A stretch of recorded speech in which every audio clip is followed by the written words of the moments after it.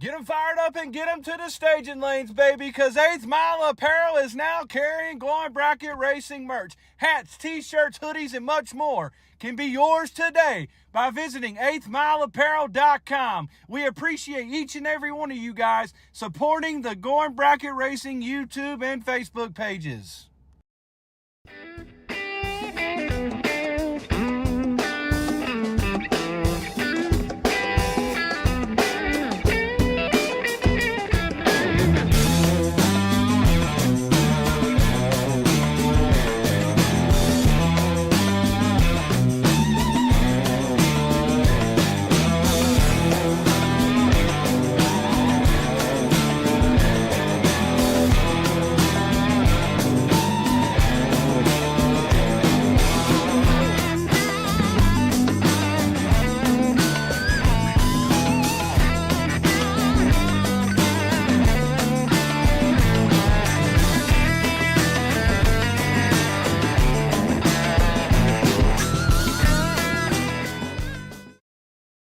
Here on September 23rd, 2025, episode 208 of the Going Bracket Racing Live podcast. We hit a milestone this week, folks. We've been working at this thing for 6 seasons now, I guess. Yes, sir. Yeah, been a long time, and hit a milestone over here on the Facebook side of things. Reached 1 million people. I want to say, actually, I looked right before the show, 1.1 million people on the Going Bracket Racing Facebook page this month in the last 28 days. And obviously that can't be done without each and every one of you who watches us every single week. We appreciate all of you. We put out a thanks to everybody, and hopefully we keep this thing going, man. Episode 208, as always, brought to you 100% for free on Facebook, YouTube, Spotify, Apple Podcasts, pretty much anywhere you can get any sort of social media access. That's where you can find Going Bracket Racing podcast. Anyways, thank you to TSR Racing Products, Power Glides, Turbo 350s, 400, 727 transmissions, BRG 3D printed parts, any sort of fancy parts that you're inventing yourself. Brian Garrett can make those actually look nice for you on that 3D printer. BRG 3D printed parts, the place to go. Syntex Printing out there in Temple, Texas. Sticker shirts, brochures, anything you need for your business. Driven Racing Oil, and you'll notice on this back screen right here behind me, every once in a while, something will pop up and it says you can use code GBR10, get yourself 10% off your order, anything you order on their website. There is no limit. They got all kinds of stuff, transmission fluid, oil for the truck you tow with, racing oil, rear end, lube, assembly lube, cleaning products too. They got all kinds of stuff over there, but you want to use code GBR10, get yourself 10% off that order. Proform Parts, they're always coming out with new stuff as well. They got carburetors, alternators, shop tools, radiators, accessories, all kinds of stuff over there at Proform Parts. Visit proformparts.com to get some of them. Crew Chief Pro software, if you haven't got that dial-in figured out, if you're at Bristol right now and you're trying to figure out which car is going to run, Crew Chief Pro software is absolute must over there at the Fling at Bristol right now. And I think they're going to have some weather roll through there anyways. So you definitely want to get you a copy of that Crew Chief Pro and get your stuff figured out, because it's going to be a little bit tough up there, guys. I'm telling you right now, if you need any parts, Gearhead Solutions is in that area. Call Gearhead Solutions. He's got access to over 1,000 different vendors. Anything you need, he can get it for you. If you need it overnighted, he probably can get it to you really quick.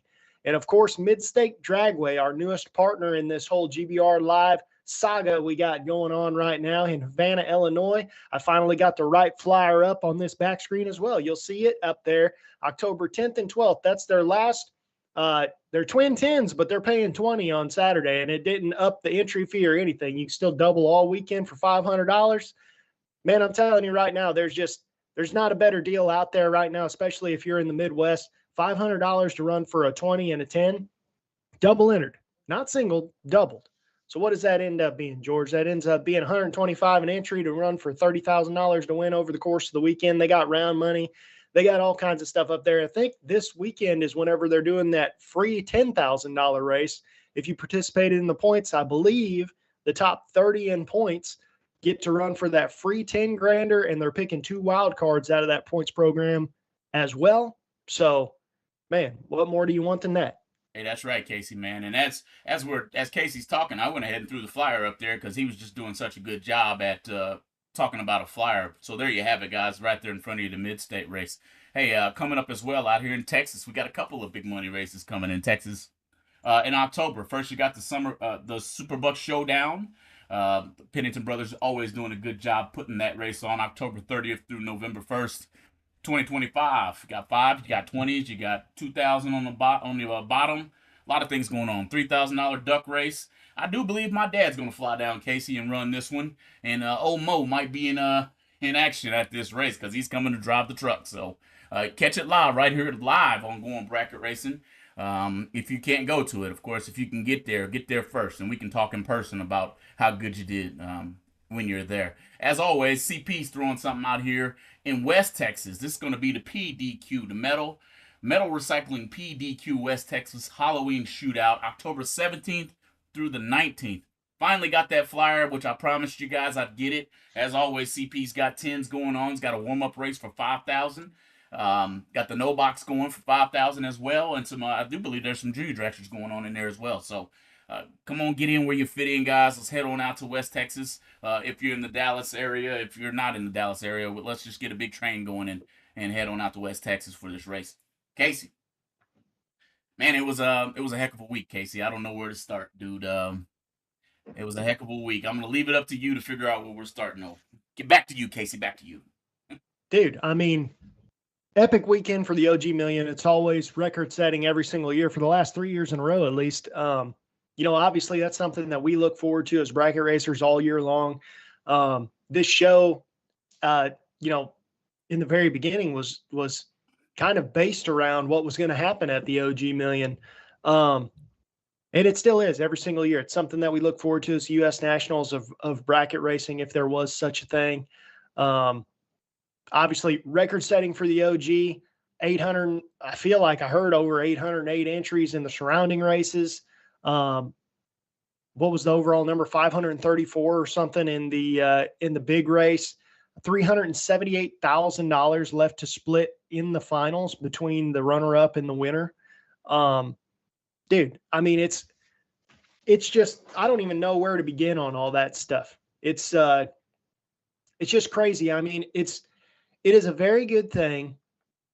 We were talking about this on the phone too, man. Once we saw that people were in fact flowing in, and I want to say last week before the race happened, we made our picks like we do every single year. What's it feel like? What's it feel like it's going to be? I think I said 735 in the surrounding races. I think you said 740. Both of us were kind of like, man, we feel like it should be big because it's going to be a 30th, but we also feel like there's some things, economical pressures and things like that maybe you'll keep it down. I don't know. But dude, ever since they put the OG Million at Gateway, it gets bigger and bigger every single year. Yeah, man. Yeah, and thank the Lord that everybody showed up the way they did. Hats off to all the racers who showed up, showed out, come out to support that 30th annual race. I'm definitely going to take my hat off to the OG Million crew. You guys put on one heck of a show, not only on the racetrack, but hey, man, I watched that drone show too. That thing was pretty neat. I don't know how the guy did that, but hey, whoever did that, good job to the OG Million, whomever set all of that up. It probably took quite a bit of brain power and scheduling and maneuvering and all of that out of your life at this point. So can't appreciate you enough for putting on a show like that. I just hate it that I missed it again, Casey, but hats off to everybody involved. Big time shout out to Motor Mania for the coverage. You guys did a heck of a job out there, Mark and Joanne, all the way to the middle of the wee hours of the night. As a streamer, I know what that felt like. I know how it feels to wake up on a couple hours of sleep and get back up on that scaffold in the heat and do it again. So hats off to you guys for the way you handled yourself. I wish I was there to tap you on the shoulder and say, you take a break, I'm going to take over. You go get you another nap or something. I already won first round, so it's going to be about, 6 to 8 hours before I get to get back in the race car anyway. Shout out. Yeah, and you just reminded me of something that we were talking about last week. With a scenario where there are buybacks, right? And there's going to be that many, because I think in the warm-up race they still had a buyback round, didn't they? Can't remember. In the warm-up race, I don't think they had any buybacks all weekend, Casey. I don't think so. I can't remember. Well, let's just talk about it anyway, regardless of what the case may be. You get lost on all that stuff when there is that many entries. When there are that many entries, it's it is hard kind of to figure out where we're at until about third or fourth round. To be honest with you. Yep. Anyway, if there's a re-entry round and you're going to have that long of a delay in between, and you are a double entered type car, this is a crazy thing to say, but I think that if you get your first entry through, I kind of think you want to lose the next entry simply because then you only have maybe 4 hours until you make another run versus 8. There's a lot of things, you grew up there too. We both grew up in the St. Louis area. We both grew up specifically at Gateway. We know that the river gives you some weird weather swing, and you can pick up substantially whenever it goes from about 8 in the morning. And then all of a sudden it's, 3 o'clock, 4 o'clock in the afternoon. That river kind of has, obviously it's a river, but it kind of has a lake effect of itself, depending on what's rolling through there. And they did have some weather towards the end. And I gotta come back to Casey. I don't think it was the warm-up race that had the buyback, but that 100-grander, the one they combined, they had the buyback, they had and then $100 buyback. Bravo. That, in 100 hey grander. man, I can't buy back in a three grander for less than $75 half the time. Good job. Right. That. Thanks for that, Jeremy Rosenthal. We got some people, of course, in the chat helping me out, keeping us honest here. But yeah, Casey, man. Yeah, man. Yeah, definitely. Back to what you were saying, man. It was a interesting time. You and I both know that, and as many times as we've talked about this, at least if you've already got your first entry through or your second entry, man, you might want to stand on top of that gas pedal. Break it out, don't break it out, whatever the case may be. At least you got a time shot. And if you do just so happen to get through, well, wait for 8 hours for the second round, because I'd rather take 2 in the second round without needing to buy them back. So with all of us, I think. But there are some that can't sit still. And that's why I said, for myself, if I'm in this situation, I'm going over to Mark. Hey, Mark, Joanne, you need a break on the switcher? You need me to get up on top of that scaffold? You want me to go stand on the start line with the camera? Because that will take my time up. Yes, it'll take some energy out of me, but I'm a busybody. I'm going to be moving anyway. So see, man, I'm the opposite. If I get my first one through and I know that it's only $100, I would rather just spend the $100 and get me a free time shot at 3 or 4 hours before the next round begins versus waiting 8 hours. And then in my mind, I'm going up there mildly blind with my first entry, kind of just hoping for luck again, where I would have a little bit more data otherwise just for $100. And $100 goes a long way whenever you're talking about a free time shot with $100,000 to win. Yeah. And to your point too, because it seems as if we know that there was close to 800 entries into that 100 grander. Well, that wasn't the case in the million. So you got to be talking about the million and how long it would take to get buybacks done. Would be substantially shorter, not substantially, but somewhat shorter for the million than it would for the 100K. If we're talking $100, yeah, I'm throwing it at it. If I win, I win. If I don't, whatever. Here's $100 and let me get in the buybacks. But in the million, nah, man. If I could get both of them jokers rolling into the million without having to buy back, my bank account's not set up that way, Casey. I can't just be forking out $500 a buyback. You know what I mean? Yeah. Well, I mean, at the same time, if you're double entered in the million, you already spent $4,000. $500 isn't really that much whenever you really think about it. I guess true statement, man. Hey, what's up, Creighton Waters? I think that's the first time I ever seen you in here, man. But welcome to the show, Creighton Waters over here on the Facebook side, Casey. But Creighton, I was talking to his dad actually either yesterday or 2 days ago, and Creighton had some catastrophic failures on a motor that you wouldn't think would be able to do what it did, but it looked very similar to Corey Galletti's motor that blew the back out of it last year. I remember from that. what I've heard.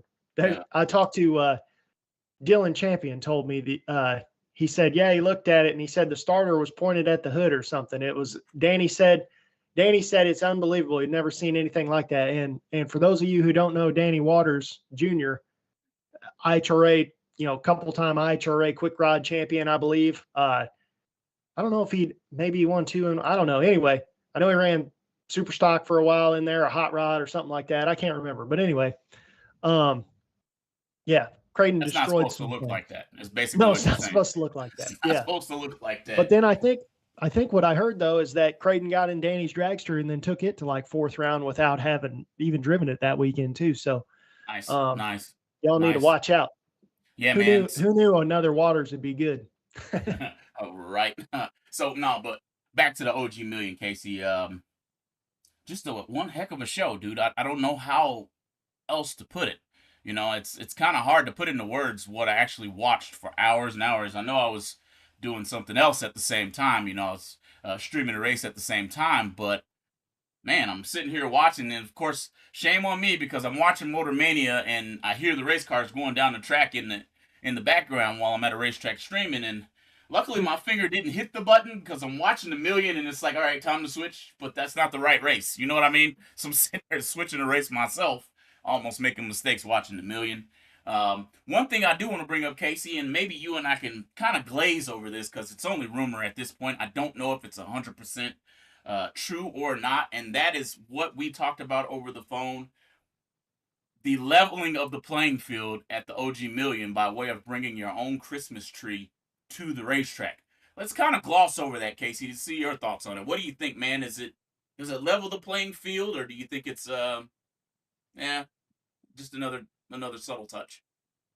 No, man, to be honest with you, I didn't even know that happened until you told me. And the very first thing that came to my mind is I want to say this time last year, maybe towards the end of last year, we were hearing a lot of stuff again about the tree reader subject coming up. Well, what a lot of people don't realize, or maybe a lot of people do realize, and I just don't know that, but LED bulbs, if you ever have had, like, for example, this here above me, this light turns on with a remote, right? Yep. That's an RF signal, radio frequency. That's an RF signal that turns that light on and off. Well, a LED bulb gives off an RF frequency. If you can figure out what that is, then you can do, again, just like this remote. You can hook that up to something in your delay box or something, and you can have it sense whenever that RF signal is put out. And now your tree reader is a tree sensor. It's not a reader. It's a lot easier to hide a sensor because a radio wave, Bluetooth, for example, if you had a Bluetooth speaker through this wall, would it not turn on? Of course it would. That's how it works. So I thought it was very smart, even though I didn't know that it actually happened. I thought it was a very good touch. Right. As I fix this behind me real quick because my computer's being a piece of junk. Well, you do that, and whatever reason they did it, Casey, be it maybe it had some anti-device features on it or what. I do think that it was an excellent idea by way of Gateway's home track. There are racers that are going to race the million. Sesty was in it. Sesty's a former $1 million racer. Clay Tyler's there. There's a lot of racers there who are really good already that look at that tree on a weekly basis. That has to give you some sense of comfort. It's almost like going into somebody's basketball stadium and the whole crowd being against you, as opposed to it being just flat out neutral location. So I think either way it goes, that was pretty solid. And I can't say that could be why I was watching 80 lights win races. I don't know. I don't have the answer to that, but I did like that touch, just for the record. Yeah. Very cool. Makes people feel a lot better whenever there's $750,000 on the line. It's the folks always think of something, and you know why? It's because it's just like I always say. I feel like I say this almost every week. It's because they're racers themselves. The promoters are racers. Right. They know what the racers want because they are them. It always ends up better whenever you are the people. They're one of the people, and people need to remember that. Right. That's a fact too. And just the subtle touches. Don't forget Dave Conley. I mean, behind the scenes there, pretty good bracket racer sitting there. You know what I mean? The Falks. I know that. I think I saw Brian Falk racing in the race, but these guys are drag race. They are good at the sport, or have been really good at one point.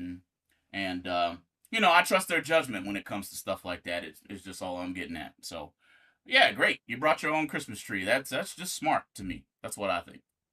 Mm-hmm. Something I want to get into, which was kind of the first thing I thought, anybody who follows the Facebook page, which seemingly at least 1 million of you have seen the stats that I put up in the last few days. the reason I really went through all that stuff, I made another post. Obviously I wanted to see it for myself and see what lights won. And lo and behold, of course, good lights are going to give you the opportunity to win more. Everybody knows that.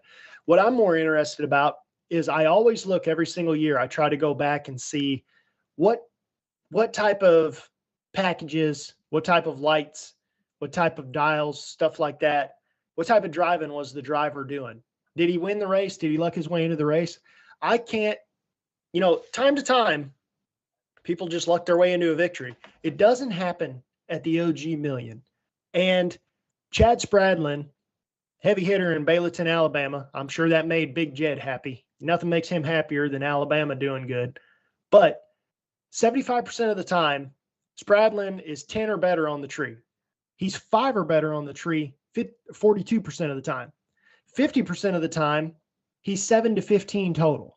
Like, this sounds a lot like Bart Nelson last year. And by the way, Bart Nelson was down to 7 cars again. It was about to double up again in a couple rounds. So that says something about his driving abilities as well. But I just found that interesting because I've just never seen somebody fall backwards into an OG Million victory. And is that because of the level of competition there? Because the same competitors that run the OG Million are typically at these other events as well. Right. So, like, it's not like you're running people who are just far better. It's just that race, something about that race. Right. And Casey, $750,000. And anybody who just heard that come over the airwaves probably went, that sounds good to somebody's wallet, don't it? Well, what would that do to the nervous system? Okay. I know everybody's like, oh, anybody's racing in this race, they're not going to be nervous, this, that, and the third. And honestly, anybody who got to the split may actually feel that way. I think Mike, oh crap, I can't get his last name for some reason. Stage and Light. He said something. Oh, Michael Beard. Yeah. Thank you. Beard said something that's like, well, if you've made it to the split round, you've essentially paid for your whole weekend. Well, pressure's off. I believe I get that part. That part, I feel like in any of the races, like if I made it to the split round in $100,000 and got a chance to take home $2,000, well, that's the entry into the million right there. Maybe I can race nerve free. But those of us who didn't win any money, 750,000 is like 3, 2, 1, and take the shot and say Kobe, and hope that it goes in. You know what I mean? The nerves are going to be there. So I think that had a lot to do with what I watched. There was several rolling the beams, the lights on 2-3 minutes, and your car's still sitting at the starting line like it forgot to react or something. No, I think you might have forgot to let go of the button. That might be about it. But that's what nerves do to you, man. Good question out of Jeremy Rosenthal, real quick, Casey. Let's take this one. Basically, he's talking about the pass with Marcel Hughes and how the car, he went in, he bumped in, and ideally he hit the stage light. Well, his opponent stage 2, and then Marcel's red light dropped on him. Generally speaking, that means you either backed out or you got in too shallow that thing wasn't all the way on. Something triggered it. And so to you, Jeremy, I feel like that's going to be the old stage lock that got him. That's what I'm thinking. Yeah, I mean, if the transmission is not adjusted properly and you hit the trans brake, it will back up when you initially adjust the trans brake, or whenever you initially set the trans brake, because all that's doing is locking forward and reverse together with pressure. But if you basically if you push the button and you don't get on the gas, then it could back up. And when you get on the gas, it could roll forward, one or the other. Obviously, in this case, he probably pushed the button and it probably backed up more than likely. Yep. If you could zoom in on their front wheel, you'd probably see that. Yep. And let's take this question too, Casey, out of the YouTube side before we go to our marketing partners event of the day, those commercials. Hang on a second here. But Casey, I got a question out of Tom Worthington saying, please explain that. How do you bring your own tree? Well, Tom, if we watch at the end of some of these races, and at most racetracks, the Christmas tree does not stay in position. They disconnect it and take it down. Pretty sure it's as simple as putting a different tree on top of it and plugging that joker in. What do you think, Casey? I don't think it can be much harder than that.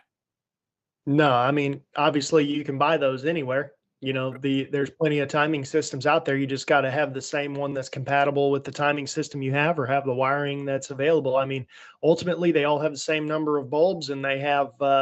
It's just a matter of putting the wires where they need to be. It's just like anything else. You know, you can hook up a 6AL box and hook up a 7AL box. They all work. Yeah, and to your point, Aaron, you would be almost scared to ship it. Well, Porter Tree does it all the time. You know what I mean? We can buy full practice trees and set them up in our garages and get after it. You know, so there's a method to the madness. Not to mention, if it's me and I'm carrying my prized possession to the racetrack, it's probably in the back seat of the truck and it's got 2 seatbelts on it. So we're gonna get it there right one way or the other. Don't forget they had a stacker trailer with probably 4 cars in it, so they had plenty of room for storage. Plenty of space. Don't go anywhere, guys, because you know what time it is. We got to give a few words to our marketing partners. Allow them to get their products and services out in front of you. Please hit the like, the share, the repost, whatever you're watching on. If you're listening on the airwaves, be careful while you're driving, and we'll be right back to you. Innovation never sleeps at Proform, and we're making our popular Black Race Series carburetors even better by adding new features that will set them apart from the competition. Some of the newest features include a newly designed main body with contoured Venturas for better airflow, and a new inside and outside 2-step down leg boosters for increased atomization and better throttle response. Also, newly designed fuel bowls with increased internal baffling for better fuel control and a lower fuel ramp for reduced turbulence. There are also some new upgrades to point out. The fuel bowls now both include nitrofill floats, and the throttle base plate now has slab shafts for better airflow. These new features, combined with the fully adjustable high-flow main body with screw-in air bleeds, billet metering blocks, high-performance billet throttle base plate, and aluminum fuel bowls with sight glass windows, makes for a great street strip carburetor that packs a punch.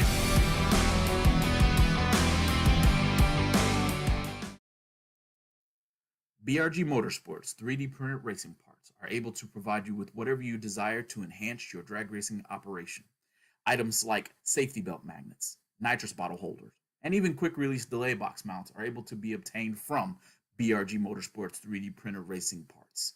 Have a look at top-selling items such as helmet hooks and steering wheel hooks, which are proven to make it easier to maneuver throughout your race car.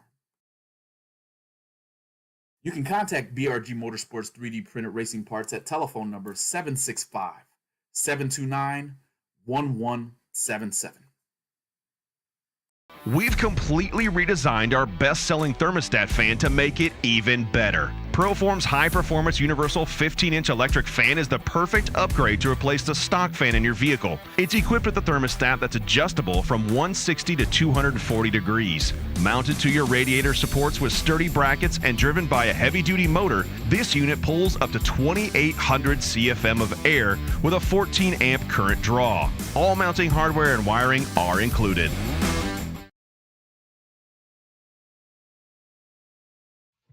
All right, welcome back. Going Bracket Racing. I believe this is episode number 208. Casey, nah?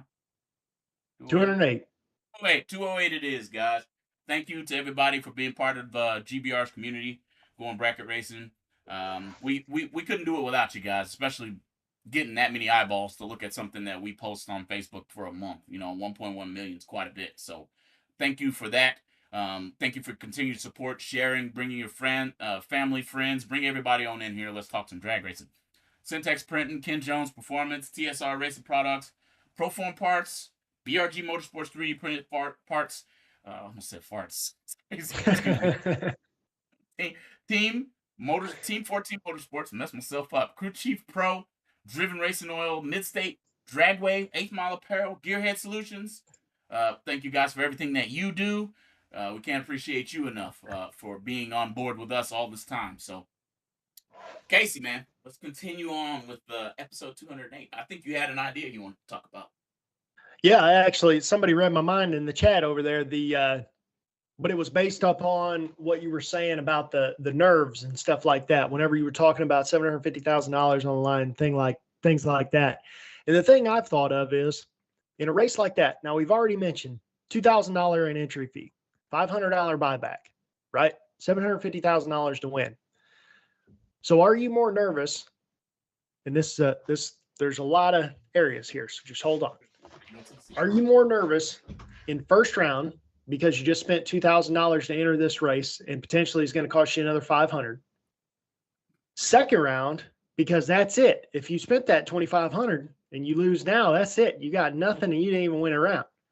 Or are you more nervous the round before the split, knowing that probably right here is the difference between you getting maybe $1,000 or 10 or 15 grand? Generally, I think I would have to speak from experience in this particular question. I think that personally, second round, I'm going to be pretty nervous. Second round, you're right. There's no way back into this race after second round.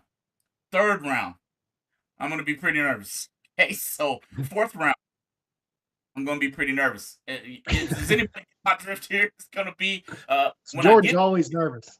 when I get to the pre-stage, generally the nerves kind of come down and I kind of zone in. But coming up to the water box, I don't know. I think I'm nervous. Whatever. So I think I'm nervous all the way through. Casey, what about you? To be honest with you, the time that I would say that, I don't know if you'd call it nervous or just like, I don't know what you'd call it, but Amped up almost. Not even that. I mean, but I would say if I had to pick one, more so first round for me, because I just don't want to have to buy back. That's my big thing, because the way I kind of think about it is once first round's over with, I've already spent the money. So it doesn't matter. It doesn't matter if you lose probably, a lot of times, not in this particular race, but a lot of races, if you lose fourth round, you get nothing, just like if you lose first round or second round. So it's kind of irrelevant. And the round before the split, I never know when that's going to happen, because every time that I want to split, nobody wants to split for whatever reason.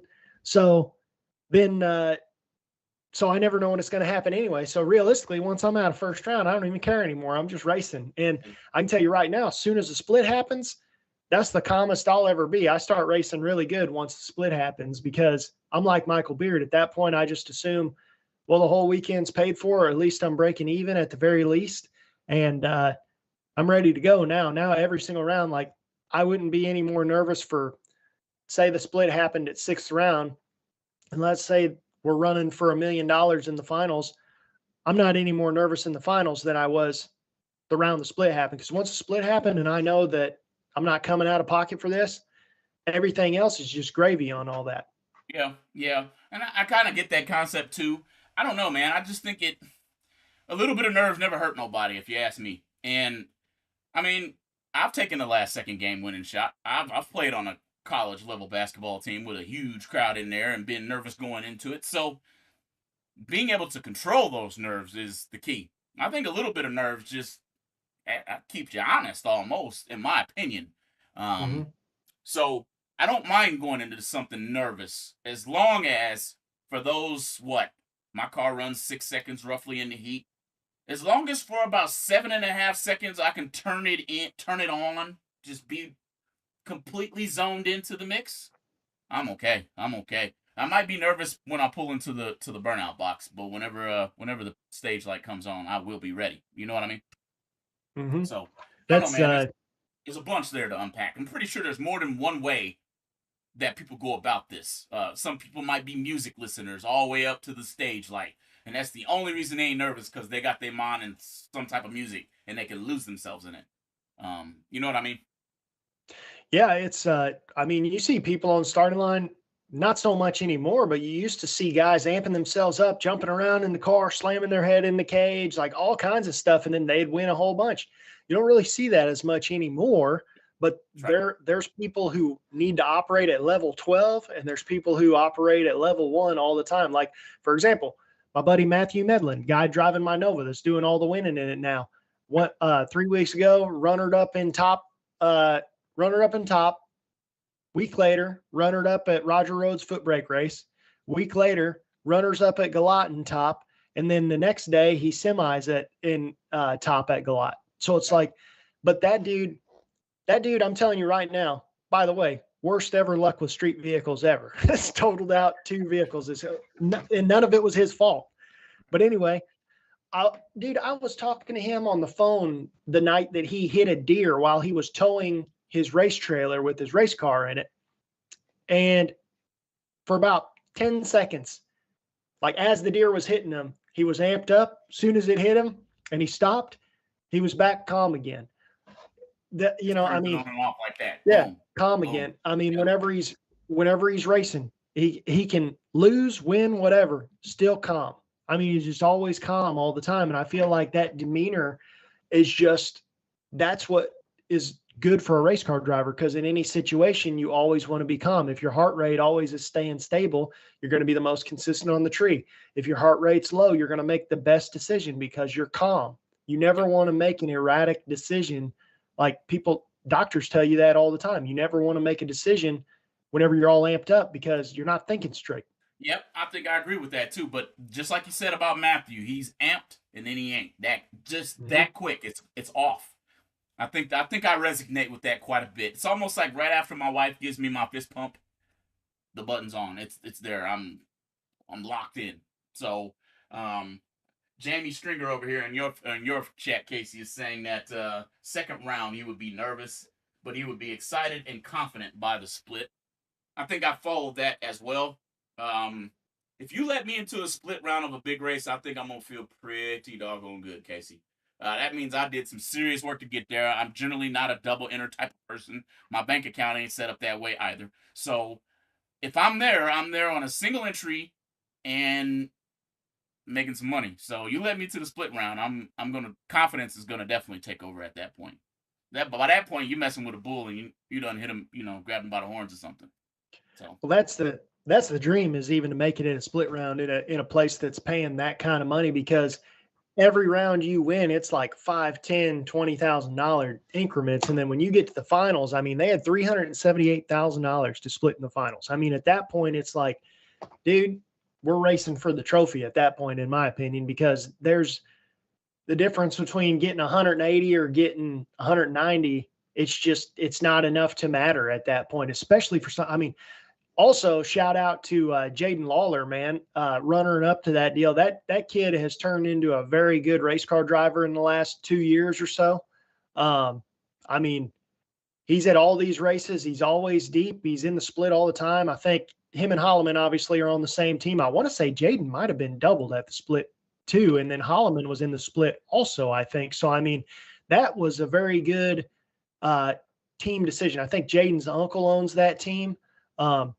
Very, very smart team decision. I mean, paid for a lot of race cars. Team at that. That is a good combination.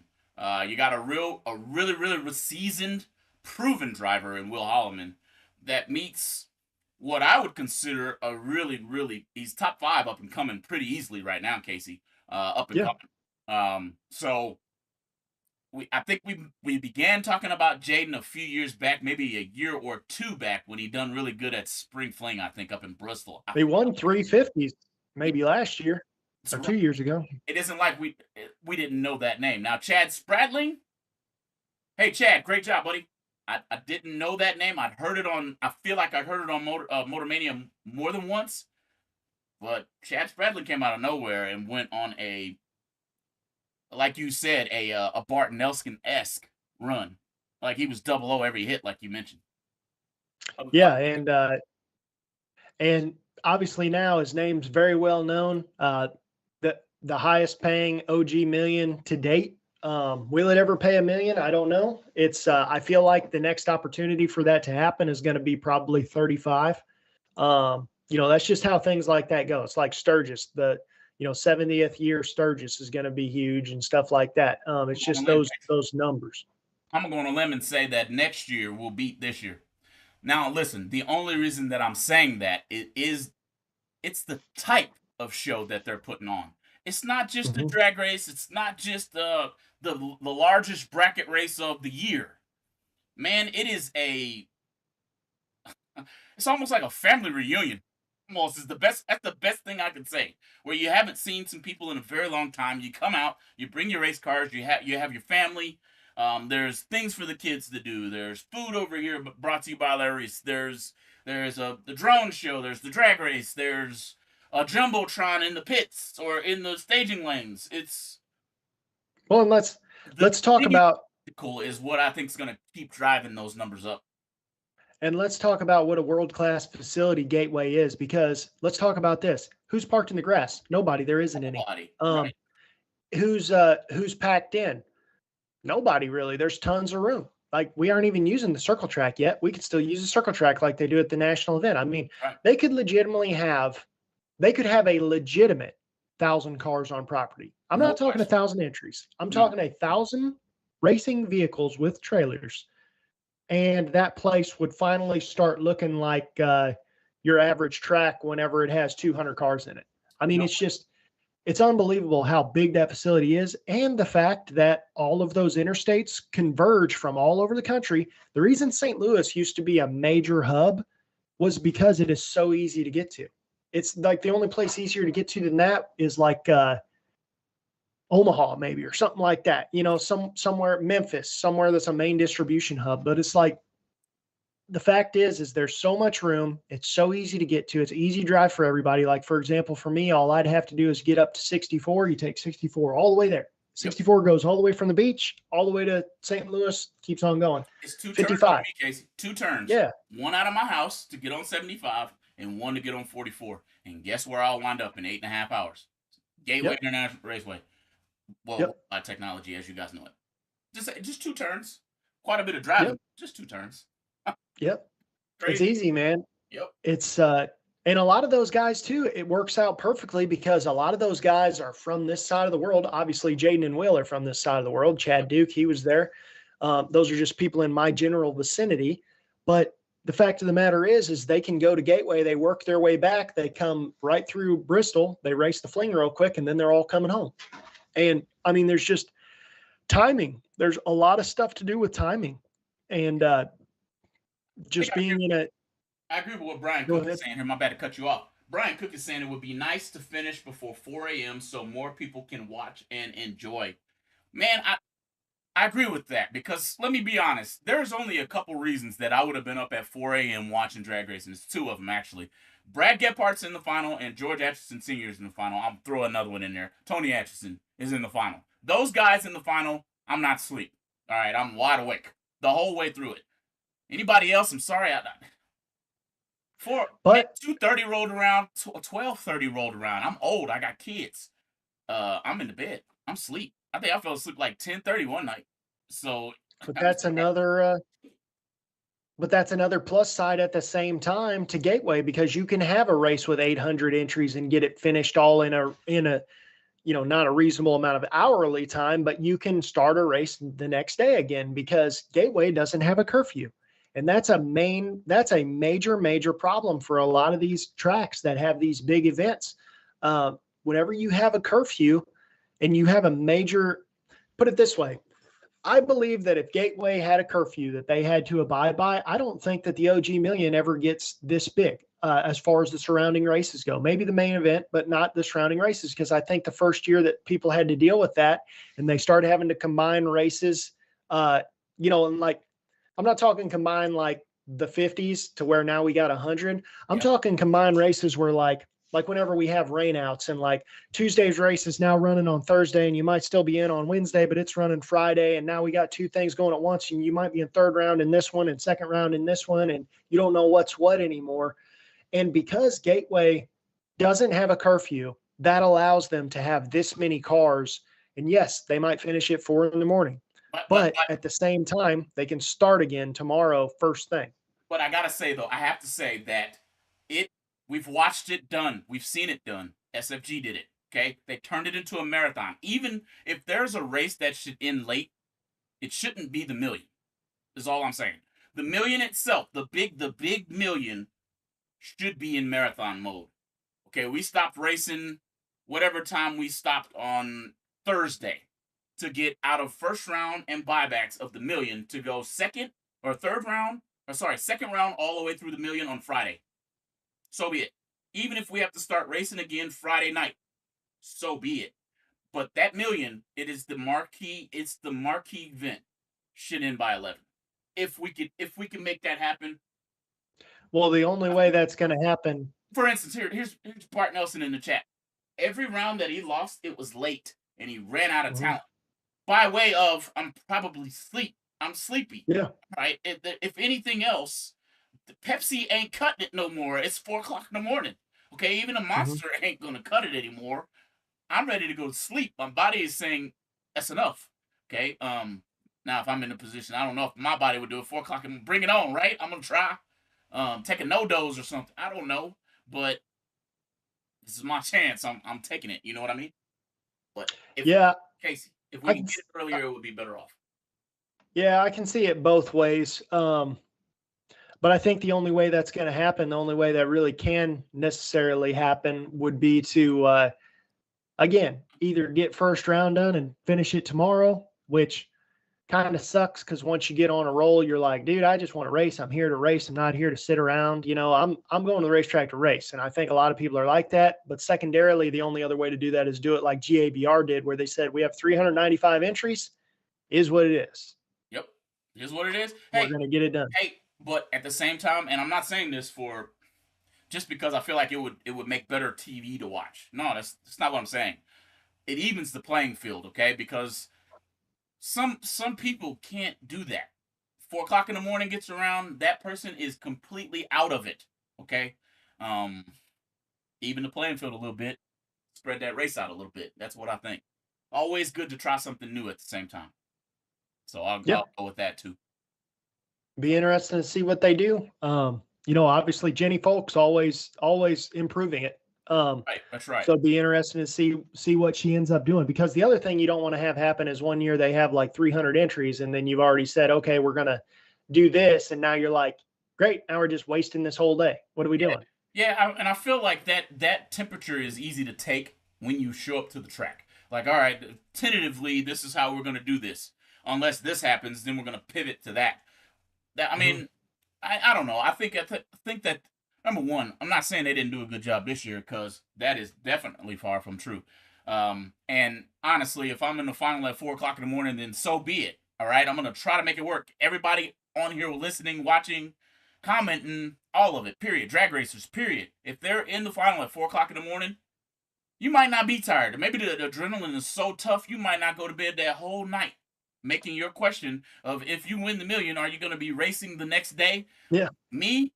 Probably not. I'm probably asleep somewhere, or not sleep, just sitting there like a zombie, just sitting there, just stared off into space somewhere. Wide awake, Casey, you know?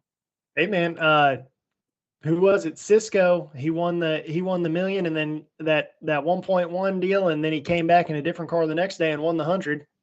So, I mean, it can be done. So I see some shot clock call out of here from Tyler Stein. A lot of people taking quite a bit of time to get in the beams. I did notice that myself. Be it a dragster, be it a door car. In some cases, I felt like door cars were running slower than dragsters. That's a first for me. I'm serious now.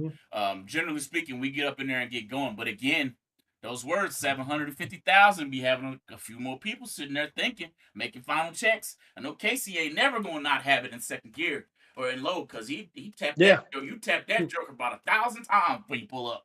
Yeah. You know, but people's routine. And I've never left in high either. See what I'm saying? I've never left in high either. I'm just saying. Right. So when I got up at 3 a.m. and I couldn't go to sleep till I thought, there's no way you can. Danny Hoff's in here saying he got down. He was in a 50. He got down to 4, and it was 3 a.m. He couldn't go to sleep. That's how I feel. Yep. That's how I feel like man. I've come home from my 57 drag strip a lot of times whenever the sun's coming up, me and Dad, after winning out there. So right. It's that just is what it is, man. Like I said, go to race. You know what you're in for whenever you show up. All of us do. So yeah, it's almost like you got to train for it, huh? You just, what if this happens? Well, then I trained that night. At 8 o'clock, I'm still in, but I took a quick cat nap, or 9:30, I'm still in. I took a no-dose or a 5-hour energy shot. Something, I don't know. You figure it out. So something non-bracket racing related, but something that I feel like everybody will be interested in more than likely. Jimmy Taylor is at MIR right now trying to break the world door slammer ET record for 8th mile and quarter mile. I don't know what he's done since this show has started, but I know 3 hours before this show started, he had just went 3:47.7 to the 8th at 229 mile an hour.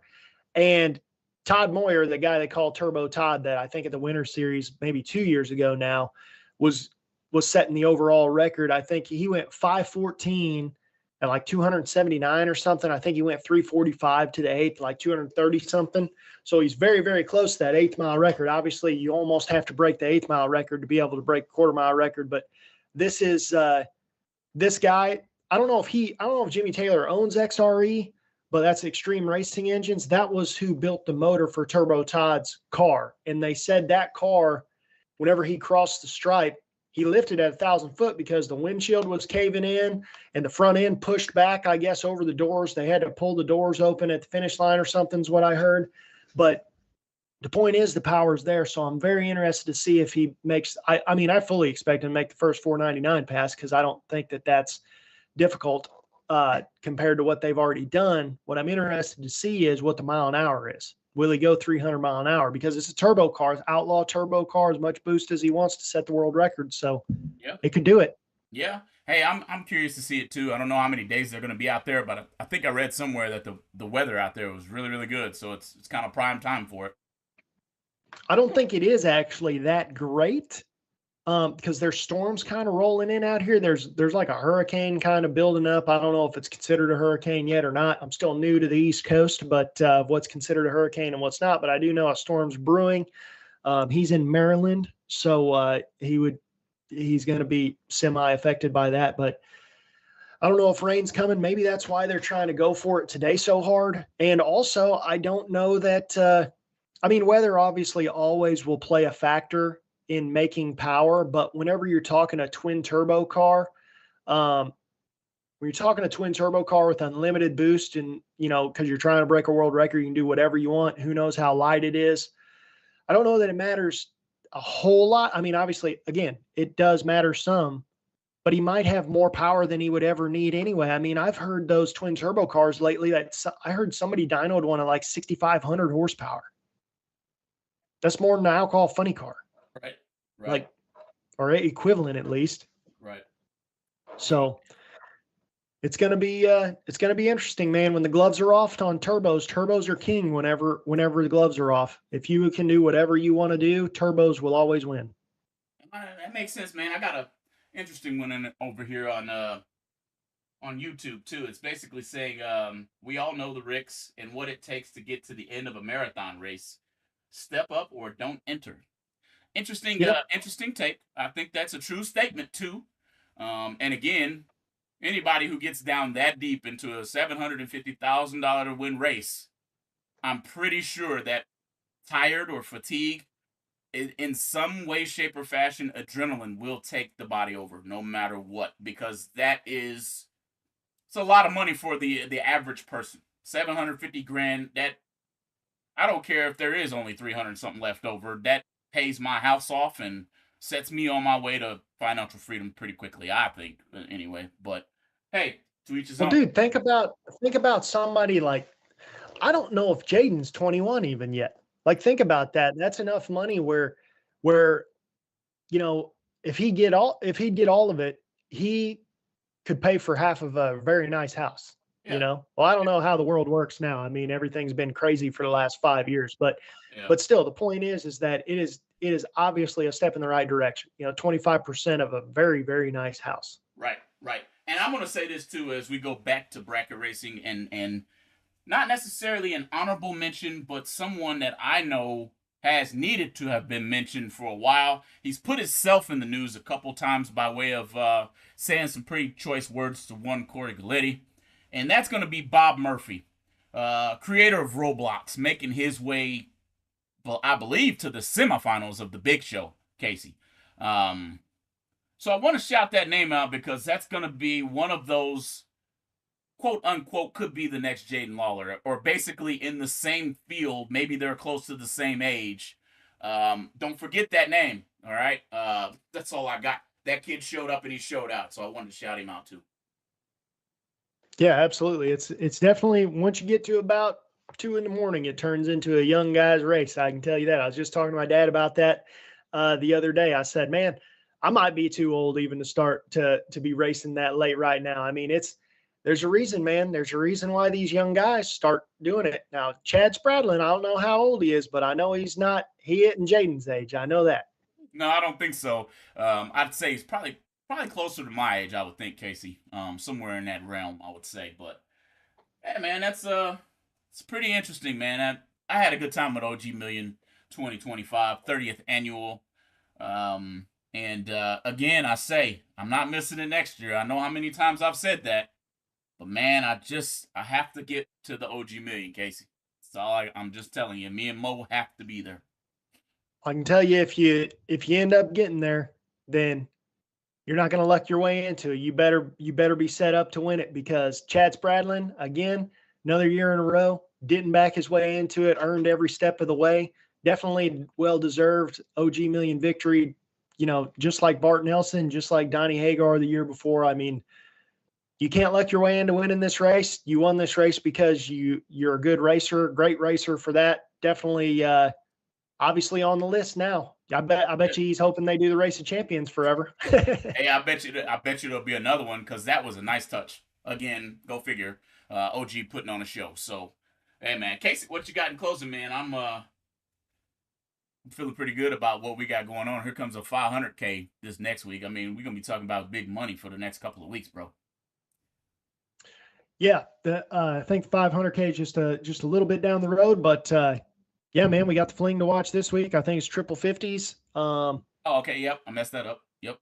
Well, it used to be 500, now it's not, but triple 50s.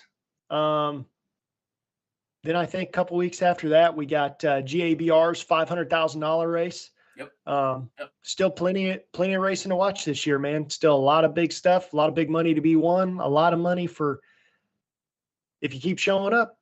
Spring Fling has the door car race for the first annual door car race. Fletcher's got a race out here. You know, there's a ton of big money racing still to watch this year.